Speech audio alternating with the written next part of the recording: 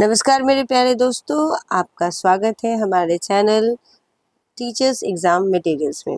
यहाँ पे सबसे पहले मैं आप लोगों को बताना चाहूँगी कि अगर आपने मेरा इससे पहले वाला वीडियो नहीं देखा है तो प्लीज़ देख लीजिए, क्योंकि उसमें सिलेबस की पूरी जानकारी दी गई है कक्षा 9 से लेके कक्षा 12वीं तक की। तो कभी भी किसी भी एग्ज़ाम की तैयारी करने से पहले हमें उसका सिलेबस जानना अति आवश्यक है। तो आशा करती हूँ आप वो वीडियो देख लेंगे। अदरवाइज मैं जो है इस वीडियो की लिंक जो है आपको डिस्क्रिप्शन में दे दूँगी, ताकि आपको खोजने में असुविधा ना हो। आज का हमारा वीडियो जो है मैं स्पेशली उन बच्चों के लिए लाई हूँ जो बच्चे जो है समय की कमी की वजह से या घर की जिम्मेदारियाँ या वर्किंग लोड के कारण जो है ज़्यादा समय नहीं दे पा रहे हैं, या उनके पास समय की कमी है, और चूँकि अगले माह ही एग्ज़ाम है तो इसीलिए ये स्पेशली उन बच्चों के लिए है। और आशा करती हूँ ये सभी के काम आएंगे, लेकिन उन बच्चों के लिए जिनके पास डिटेल में पढ़ने का समय नहीं है और डिटेल के लिए भी वीडियोस ऑलरेडी बने हुए हैं, तो ये उन बच्चों के लिए है कि जो मैं 800 से लेकर 1000 तक क्वेश्चन ऐसे लाऊंगी जिसमें आपका पूरा का पूरा हिंदी सिलेबस कंप्लीट हो जाए। तो ये चलिए शुरुआत करते हैं पहले प्रश्न से। मैंने इसीलिए ज़्यादा से ज़्यादा क्वेश्चन हम लोग कवर कर पाए कम से कम समय में, इसके लिए मैंने जो है आपका MCQ की जगह डायरेक्ट आंसर वाले क्वेश्चंस लाए हैं। आशा करते हैं आपको समझने में सुविधा होगी। शुरुआत करते हैं पहले प्रश्न से, जिसमें है काल विभाजन और नामकरण करने वाला पहला लेखक। तो आप जानते हैं कि पहला लेखक की जब भी बात आती है तो जॉर्ज ग्रेशम का नाम लिया जाता है। तो पहला लेखक हमारा कौन है? George Gresham. इसके बाद हम आगे बढ़ते हैं हम बढ़ते हैं नंबर क्वेश्चन 2 में, जहाँ पे हिंदी का आदि कवि किसे माना जाता है? तो हिंदी का आदि कवि स्वयंभू जी को माना जाता है। इसके बाद हम आगे बढ़ते हैं प्रश्न नंबर 3 में कि हिंदी का प्रथम उपन्यास कौन सा है और उसे लिखा किसने है? तो हिंदी का प्रथम उपन्यास परीक्षा गुरु है, जिसे लिखा है श्रीनिवास दास जी ने। इसके बाद आते हैं हम अगले प्रश्न में, अपभ्रंश के प्रथम ऐतिहासिक व्याकरण, ये जो है हेमचंद्र जी द्वारा किया गया है। इसके बाद हम आगे बढ़ते हैं प्रश्न नंबर 5 में, आपका हिंदी के प्रथम कवि किसको कहा जाता है? तो हिंदी के प्रथम कवि आप जानते होंगे कि जो है आपका सरहप्पा को कहा जाता है, जो कि 9वीं शताब्दी में है। जब हम लोग डिटेल में पढ़ेंगे तो हम लोग सरहप्पा, सबरप्पा और उसके बाद जो है आपके जितने भी इनके प्रमुख कवि हैं वो सारे कवि के बारे में, जिसको आपको पता होगा, 84 सिद्ध कवि हैं, उन सभी के बारे में हम लोग यहाँ पढ़ेंगे इन डिटेल। पर यहाँ आप जो है शॉर्ट में जानिए कि ये पहला जो है सरहप्पा 9वीं सदी के हैं। फिर आगे बढ़ते हैं, आपका हिंदी साहित्य की प्रथम रचना क्या है? तो हिंदी साहित्य की प्रथम रचना पृथ्वीराज रासो को कहा गया है, जिसके लेखक जो है चंद्रबरदाई जी हैं। आगे बढ़ते हैं, हिंदी साहित्य का प्रथम महाकाव्य जो है पृथ्वीराज रासो है। इसके बाद आते हैं हम लोग हिंदी काव्य के प्रथम 12मासा वर्णन में विशल देव रासो का नाम आता है, विशल देव रासो। फिर आते हैं अवहट का सर्वप्रथम प्रयोग जो है विद्यापति जी ने कीर्तिलता में किया। आपको पता होना चाहिए कि विद्यापति जो है 3 प्रमुख भाषाओं में इन्होंने रचना की है, जिसमें आपका संस्कृत, अवहट और आपका मैथिली भाषा आता है। ठीक है, तो अवहट भाषा के लिए जो है जब भी अवहट का बात हो तो विद्यापति को आंख बंद करके मार्क कर दीजिएगा। इसके बाद आपको हिंदी के सर्वप्रथम गीतकार की भी उपाधि जो है विद्यापति जी को मिली है। और इसके बाद आपका जो है हिंदी में सर्वप्रथम मुकरियों की शुरुआत जो है अमीर खुसरो ने किया है। अमीर खुसरो की मुकरियाँ जो है बहुत प्रसिद्ध है। फिर आता है आपका भक्ति के प्रवर्तक किसको कहा जाता है? तो रामानुजाचार्य जी को भक्ति के प्रवर्तक के नाम पे जाना जाता है।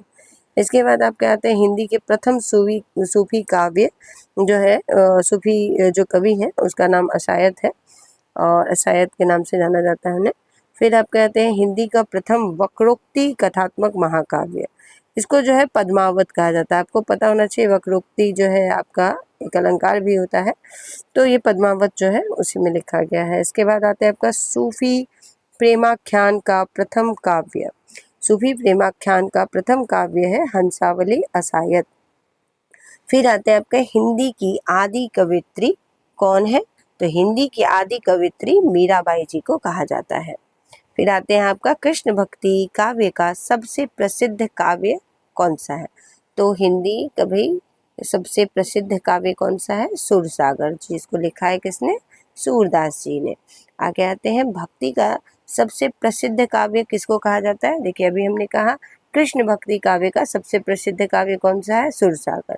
अब आते हैं भक्ति का सबसे प्रसिद्ध काव्य अगर कहा जाएगा तो वह है रामचरितमानस, जो कि तुलसीदास द्वारा लिखा गया है। इसके बाद आते हैं हिंदी में सर्वप्रथम जो है आपका रिपोर्टाज, जिसको इंग्लिश में रिपोर्ट राइटिंग कहते हैं, वो जो है लक्ष्मीपुरा में 1938 ईस्वी शिवदान सिंह चौहान जी के द्वारा हुआ था। फिर से कह दूं, रिपोर्टाज, प्रथम रिपोर्टाज आपका लक्ष्मीपुरा में 1938 ईस्वी में शिवदान सिंह चौहान द्वारा हुआ था। इसके बाद आते हैं हम भक्ति काल को, जो है भक्ति काल को काव्य का स्वर्ण युग घोषित करने वाला प्रथम व्यक्ति कौन था? तो प्रथम व्यक्ति जॉर्ज ग्रिशम था। तो जॉर्ज ग्रिशम के बारे में हमने अभी पढ़ा शुरुआत में, पहला प्रश्न ही, और ये आपका आ गया स्वर्ण युग घोषित करने वाले।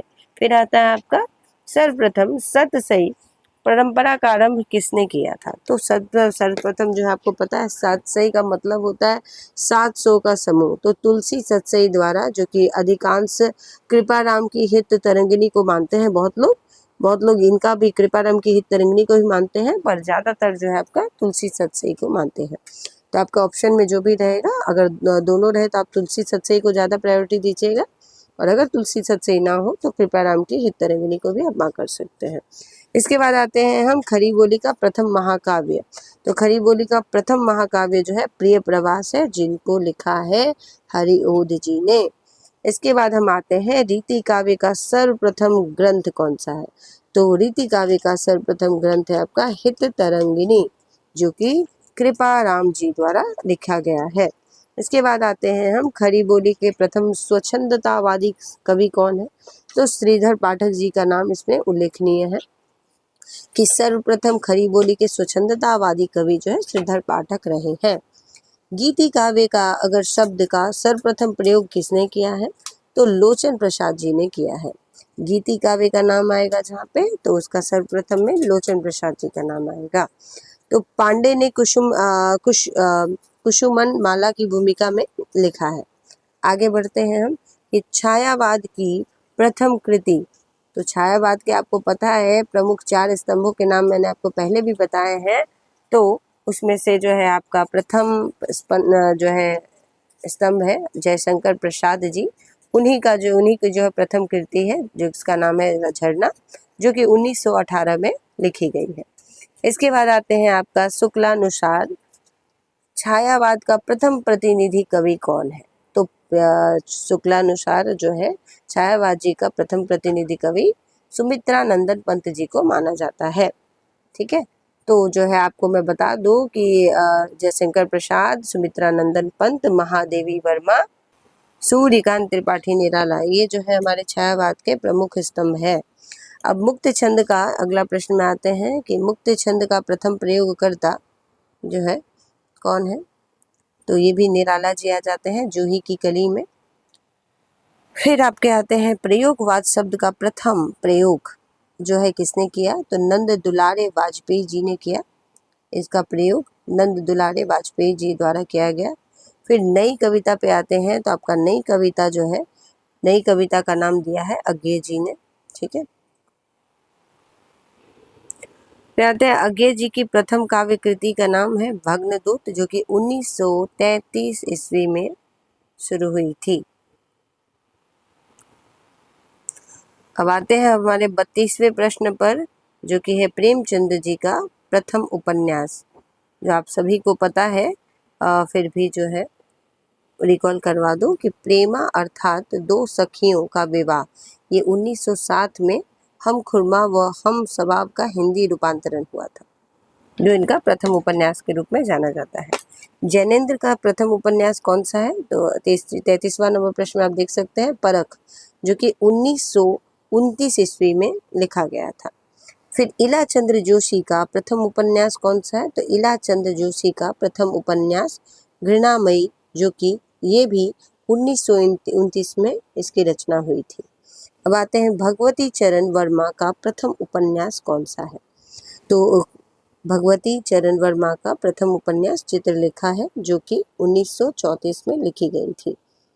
अज्ञे जी का प्रथम उपन्यास में आते हैं, जो कि आप लोगों ने बहुत लोगों ने पढ़ा है, जो नहीं पढ़ा है तो प्लीज़ समय निकाल के इसको ज़रूर पढ़िए। अज्ञे का प्रथम उपन्यास है शेखर एक जीवनी, जो कि 1941 ईस्वी में लिखी गई है। इसके बाद आते हैं फणीश्वर नाथ रेणु का प्रथम उपन्यास, जिसका नाम है मैला आंचल। ये भी बहुत ही अच्छा उपन्यास है, एक बार आप ज़रूर पढ़िएगा। मार्मिकता पूरी तरह से इसमें 1954 ईस्वी में ये लिखा गया है। अब आते हैं निर्मल वर्मा का प्रथम उपन्यास वे दिन, 1964 में। फिर आते हैं हिंदी की प्रथम मौलिक कहानी किसको कहा जाता है, तो हिंदी की प्रथम, देखिए आप प्रथम और जो है प्रथम संपादिक स्थल, प्रथम संपादन किसने किया है, प्रथम कोई भी चीज़ लिखा किसने, इस पर विशेष रूप से प्रश्न बनते ही बनते हैं। तो ये सारे प्रश्न जो है बहुत ज़्यादा इम्पोर्टेंट है, और आप लोग इसको अगर करके चले जाएंगे तो इससे बाहर जो है आपका कोई भी पीजीटी टीजीटी एग्ज़ाम हिंदी का नहीं आता है। तो हिंदी की प्रथम मौलिक कहानी क्या है, इंदुमती, जो कि किशोरी लाल जी ने लिखी है। इसके आगे बढ़ते हैं कि हिंदी की प्रथम कहानी की लेखिका की अगर बात करें, देखिए प्रथम मौलिक कहानी तो इंदुमती है, जो कि किशोरी लाल जी ने लिखी है। आपको पता है हमारा देश पुरुष प्रधान देश है, तो प्रथम कहानी लेखिका के बारे में भी आपको जानना होगा, जिसको बंग महिला के नाम से जाना जाता है, राजेंद्र बाला घोष। कहानी का नाम था दुलाई वाली। इसके बाद आगे बढ़ते हैं हम प्रसाद जी की प्रथम कहानी, जो कि आपको अक्सर जो है इंटरव्यू में पूछा ही जाता है। प्रसाद जी की प्रथम कहानी, जहाँ जयशंकर प्रसाद जी की बात हो रही है, ग्राम नाम है, जो कि 1911 में जो है जिनका लिखना संपन्न हुआ था। इसको इंदु पत्रिका में जो है सर्वप्रथम इंदु पत्रिका में इसका संपादन हुआ था। तो ये प्रश्न जो है आपको एग्जाम में भी आवश्यक है और आपके इंटरव्यू के लिए भी आवश्यक है कि जयशंकर प्रसाद जी की प्रथम कहानी जो है ग्राम, जो कि कौन सी पत्रिका में छपी थी, तो इंदु पत्रिका में, ठीक है, 1911 ईस्वी में। इसके बाद आते हैं प्रेमचंद की प्रथम कहानी, तो पंच परमेश्वर इनकी प्रथम कहानी है, जो कि 1916 ईस्वी में लिखी गई थी। अब आते हैं निर्मल वर्मा जी का प्रथम कहानी संग्रह। कहानी संग्रह मतलब यहाँ पे कहानियों का संग्रह है, जो कि 1960 में परिंदे नाम के कहानी संग्रह में संकलित है। आते हैं हिंदी में प्रथम जीवनी कौन सी है, तो प्रथम जीवनी आपका भक्तमाल कहा जाता है, जो कि लिखा गया है 1585 ईस्वी में नाभादास द्वारा। आगे बढ़ते हैं 45वें प्रश्न पे, जिसमें आपका आता है कमलेश्वर का प्रथम कहानी संग्रह। देखिए हर एक लेखक के बारे में तो जानना उतना ज़रूरी तो बहुत है, लेकिन उतना समय नहीं होने की वजह से जितने भी इम्पोर्टेंट, जिनके ज़्यादातर प्रश्न पूछे जाते हैं, उन सबको यहाँ पे समाहित किया गया है प्रश्नों में। तो कमलेश्वर जी के बारे में हम जानेंगे कि इनकी प्रथम कहानी संग्रह क्या है, राजा निर्बंसिया, जो कि 1957 में लिखी गई थी। हिंदी का प्रथम मौलिक नाटक कहाँ है, देखिए आपने प्रथम कहानी पढ़ी कमलेश्वर जी की, अब हिंदी का प्रथम मौलिक नाटक क्या है, भारतेंदु ने माना, यह है नहुस गोपाल चंद्र जी द्वारा। आगे बढ़ते हैं प्रसाद का प्रथम ऐतिहासिक नाटक, 47वें प्रश्न में प्रसाद का प्रथम ऐतिहासिक नाटक राजश्री है, जो कि 1915 ईस्वी में लिखा गया है। इसके बाद आगे बढ़ते हैं हम हिंदी का प्रथम एकांकी कौन सा है भाई, तो एक घूंट, जो किसने लिखा है, ये भी लिखा है जयशंकर प्रसाद जी ने। तो आप देख सकते हैं प्रसाद जी को लेकर बहुत सारे प्रश्न हैं यहाँ पर, बाकी भी लेखकों को हमने संकलित किया है। तो रस विवेचन की बात करें, रस विवेचन को पहली बार मनोवैज्ञानिक आधार प्रदान किया किसने, रामचंद्र शुक्ल ने। आगे बढ़ते हैं साधारणीकरण का प्रथम प्रयोगकर्ता, तो साधारणीकरण का प्रथम प्रयोगकर्ता जो है भट्टनायक जी हैं। इसके बाद पहला गिरमिटिया के नायक कौन है, महात्मा गांधी जी। आगे बढ़ते हैं 92वें प्रश्न पे कि निराला ने किसे हिंदी का जातीय छंद कहा है, निराला ने किसे हिंदी का जातीय छंद कहा है, तो निराला जी ने कवित्व को जातीय छंद कहा है। आगे बढ़ते हैं किस आचार्य ने निर्गुण सगुण दोनों धाराओं को प्रभावित किया है, तो ये क्वेश्चन वेरी इंपॉर्टेंट है, इसको मार्क कर लीजिएगा कि ऐसे शख्स जिन्होंने दोनों ही धाराओं को प्रभावित किया है, जिनका नाम है रामानंद, ठीक है, जिनका नाम क्या है, रामानंद। आप लोग याद रखिएगा, जिन्होंने निर्गुण ब्रह्म और सगुण ब्रह्म दोनों धाराओं को जो है प्रभावित किया है इन्होंने। इसके बाद आगे बढ़ते हैं, परंपरा कहानी के रचयिता कौन है? तो परंपरा कहानी के रचयिता हैं आपके अज्ञेय जी। अज्ञेय जी ने परंपरा कहानी की रचना की है। इसके बाद आगे बढ़ते हैं, नवगीत का प्रारंभ, 55 नंबर प्रश्न। नवगीत का प्रारंभ माना जाता है कब से? 1965 से। मानक हिंदी का विकास किस बोली में हुआ है? खड़ी बोली हिंदी में, खड़ी बोली हिंदी में, ठीक है। फिर आपका आता है, छम्मक छल्लो कहिस कृति किसकी है? तो ये विभा रानी जी की रचना है। फिर आते हैं आपका बाल साहित्य, गुलेल का खेल किसकी रचना है? तो ये है भीष्म शाहनी जी की रचना। गुलेल का खेल भीष्म शाहनी जी की रचना है। आगे बढ़ते हैं, प्रश्न चिन्ह। प्रश्न चिन्ह क्या है? प्रश्न चिन्ह, फूटा प्रभात, भारत तत्व, भारत तत्व किसकी कृतियां हैं? ये तीनों देखिए, प्रश्न चिन्ह ले लीजिए, फूटा प्रभात, भारत तत्व, भारत तत्व किसकी कृतियां हैं? ये है भारत भूषण जी की कृति। ये जो तीनों की तीनों कृतियां हैं, ये भारत भूषण जी की कृतियां हैं। वसुधा रचना किसकी है? देखिए, जब प्रश्न आपको एमसीक्यू में पूछा जाएगा तो एमसीक्यू में आपका प्रश्न जो है बहुत बार ये भी हो सकता है कि उपरोक्त में से कोई भी नहीं, ये भी आंसर हो सकता है। लेकिन अभी इसीलिए आपको अगर उत्तर याद रहेगा तो आप आराम से, चाहे इसमें से कोई भी नहीं, इसमें से एक से अधिक, ये सारे उत्तर भी आप दे पाएंगे। तो अब आते हैं 60वें नंबर प्रश्न पे, वसुधा रचना किसकी है? वसुधा रचना जो है हमारी रविंद्र कालिया जी की है। वसुधा रचना रविंद्र कालिया जी की है। अब आते हैं 61वें प्रश्न पे, वागर्थ, वागर्थ रचना किसकी है? कमला प्रसाद जी की वागर्थ रचना है, कमला प्रसाद जी की। करुण ही एकमात्र रस है, करुण ही एकमात्र रस है, यह किसका कथन है भाई? तो यह कथन है भवभूति जी का। करुण ही एकमात्र रस है। देखिए, रस तो कई प्रकार के हैं, आप रस भी पढ़ेंगे। तो यहाँ पे जो है करुण ही एकमात्र रस है, ये किसका कथन है? यह भवभूति जी का कथन है। आज तो हम आज के वीडियो में जो है इसको ज़्यादा लंबा ना करते हुए हम जो है 70 प्रश्न करेंगे। और आपके सामने अगला प्रश्न है 63 नंबर, मुक्ति मार्ग के लेखक कौन है? तो मुक्ति मार्ग के लेखक है हमारे भारत भूषण अग्रवाल। भारत भूषण अग्रवाल, मुक्ति मार्ग के लेखक भारत भूषण अग्रवाल। इसके बाद हम लोग बात करते हैं, तुलसी रसायन रचना किसकी है? तो तुलसी रसायन रचना जो है भागीरथ मिश्र की है। तुलसी रसायन रचना भागीरथ मिश्र की है। इसके बाद आते हैं 65 नंबर प्रश्न में, सामाजिक यथार्थवादी के नाम पर कविता में कौन सा आंदोलन चलाया गया? इसको बोला जाता है नकेनवाद। सामाजिक यथार्थवाद के नाम पर कविता में कौन सा आंदोलन चलाया गया? नकेनवाद चलाया गया। आपको ये कहना चाहूंगी मैं कि आज जो है आपके ये जो है 70 प्रश्न आपको बहुत सारे चीज़ों को रिकॉल कराएंगे और आप इनको याद करेंगे, या बार बार वीडियो सुनकर आपको अगर याद हो जाए काम करते वक्त भी, तो आपका जो है परीक्षा में मदद मिलेगी। इसके अलावा आप मुझे कमेंट बॉक्स में ज़रूर बताएं कि यदि आपको ये तरीका नहीं पसंद आ रहा है तो फिर मैं एमसीक्यू स्टाइल में ले आऊँगी। मेरा जो उद्देश्य है आपको आप तक जो है प्रश्नों को पहुंचाना और आपको जो है आपको कम समय में आपकी मदद कर पाना। तो यदि आप चाहें एमसीक्यू में, तो हम एमसीक्यू में भी प्रश्न उत्तर ले आएंगे आपकी सुविधा के अनुसार। तो बढ़ते हैं अगले प्रश्न पर।